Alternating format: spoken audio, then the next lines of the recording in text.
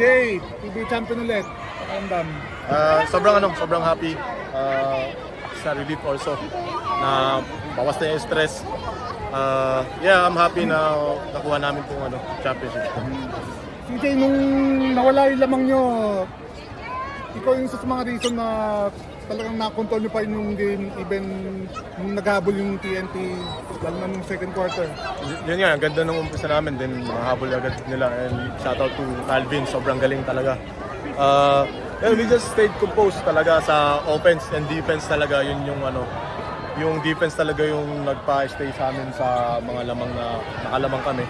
And yun, ganun lang yung ginawa namin. So yeah, I'm grateful na may energy kami na gawin yun.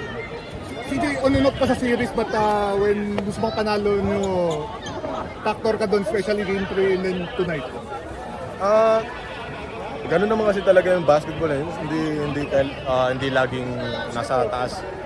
I have my down moments, pero hindi ako na tumigil na naniwala sa sarili ko, and I thank God for sa lakas at focus na binibigay sa akin. So yeah.